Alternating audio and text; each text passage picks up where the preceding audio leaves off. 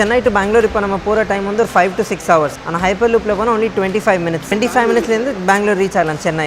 Hyper loop பார்த்தீங்கன்னா ஒரு புது mode of transportation. So basically it is going at very high speeds of 1000 km/h. இப்போ நம்ம காரில் போனால் speeds that we see are 200 km/h. And ட்ரெயினில் போனால் 400, 500. ஒரு ஃப்ளைட்டில் போனால் மேக்ஸிமம் ஸ்பீட்ஸ் பார்த்தா 700, 800. ஆனால் 1000 km/h இப்போ கேட்டாலே இட்ஸ் லைக் அது பாசிபிளே கிடையாது. ஆனால் ஹைப்பர் லூப் ஒரு டெக்னாலஜி யூஸ் பண்ணால் 1000 km/h ஈஸியாக போயிடலாம். ஹைப்பர் லூப் கான்செப்ட்ல கொண்டு வரும்போது எந்த அளவுக்கு ஸ்பீடா போதோ அந்த அளவுக்கு இட் ஷுட் ஸ்டாப். ஸோ அந்த ஸ்டாப்பிங் அந்த கான்செப்ட் பற்றி சொல்லுங்க. அண்ட் எக்ஸாக்ட்லி இதோட பில்ட் அப்படிங்கிறது எப்படி இருந்தது? ஸ்டாப்பிங் பார்த்தீங்கன்னா இட் இஸ் ஆக்சுவலி இம்பார்ட்டன்ட். ஏன்னா அவ்வளோ ஹை ஸ்பீட்ஸில் we cannot suddenly stop. So stopping also requires quite a long distance. But நம்ம ஹியூமன் லிமிட்ஸில் ஸ்டாப் பண்ணோம். So every human has a limit கி இந்த டீசலரேஷன் வரைக்கும் போனால் it is safe for humans. அந்த ஜர்க் வராது, அவ்வளோ jerk. So we can go in that range. That is very much possible. Hyperloop future பார்த்தீங்கன்னா so India is one of the first countries to accept Hyperloop. So India already they've started working on the Mumbai-Pune Hyperloop, and now there is another proposal from Amritsar to Chandigarh in Punjab. So that's another proposal. So India is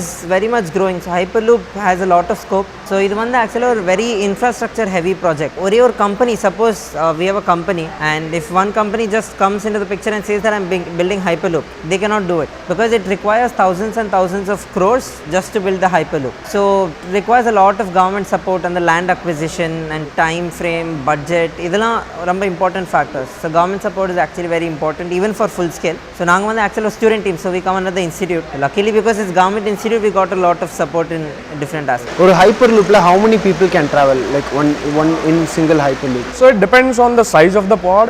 The one that was proposed by Virgin Hyperloop from Mumbai to Pune, it can carry about 40 people at a time. So it's kind of like a minibus, you can say. And for 40 people, carrying them at one point, it's a really big thing. But it can be extended. You can get about, the maximum I feel you can get is about 100 people, because beyond that, even if you increase the length of the pod, you also have to increase the diameter of the tube as well. And building that kind of infrastructure, it's not that feasible at this point of time, I feel. And what are the safety measures taken to build this hyperloop? Like people inside the vacuum, like what kind of brake systems, and how are the safety measures taken for that? A hyperloop pod has different subsystems such as batteries, propulsion. So there can be high voltage systems inside, there can be high current systems, there can be pressurized tanks inside, there can be some issues in the electronics. So let us say if the voltage of the batteries is falling too fast, or if the current is suddenly increasing too much, in that case you have to shut off the high voltage batteries and then move slowly from one station to another, instead of working at the same voltage.